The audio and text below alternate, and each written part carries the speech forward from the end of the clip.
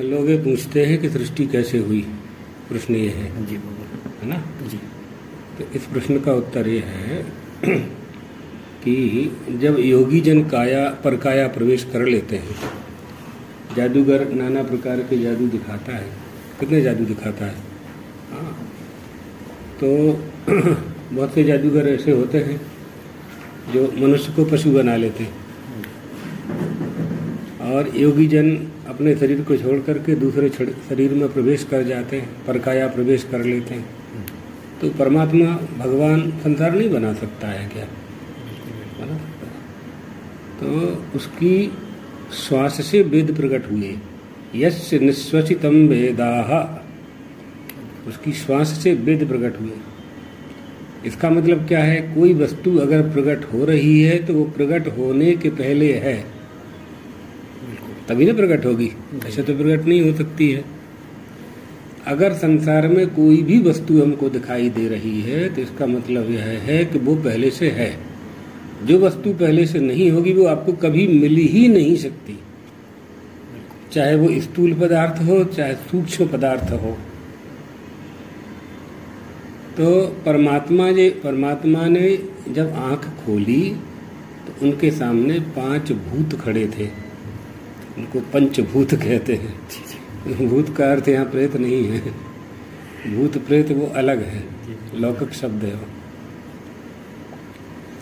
भूत का अर्थ है पंचभूत, पृथ्वी जल तेज आकाश वायु, 5 भूत। तो श्रुति ने कहा, वेदों ने कहा, स्मित मेतस्य चराचरस्य, जब वह स्मित यानी मुस्कुराया परमात्मा तो सारा संसार बन गया। उसकी मुस्कान से ईश्वर जब मुस्कुराता है तो सृष्टि बन जाती है। और वीक्षित मेतस्य पंचभूतानि, जब उसने अपने नेत्र खोले तो पंचतत्व उसके सामने खड़े हुए थे। और सुप्तंच महाप्रलयः, जैसे ही वो सो गया तो प्रलय हो गया। तो ये परमात्मा का उल्लास है। परमात्मा का उल्लास क्या है? क्रीडार्थ मात्मनमिदं त्रिजगत कृतन्ते, उसने अपनी क्रीड़ा के लिए, अपने आप को खेलने के लिए संसार की रचना की। जैसे गृहस्थाश्रम में होने वाली संतान के लिए खिलौना ला देते हैं, माता पिता बच्चों के लिए खिलौना ला देते हैं खेलने के लिए। इसी तरह से उसने अपने ही खेलने के लिए सारे संसार का निर्माण किया, और हमने उसमें अहम बुद्धि कर ली कि मेरा है, ये मेरा है, ये मेरा है।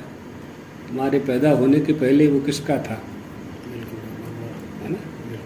इसी तरह से परमात्मा की ये जो सृष्टि है, सृष्टा पुराण विविधान जयात्म शक्त्या, आत्मशक्ति से उन्होंने पूरे संसार का निर्माण किया है।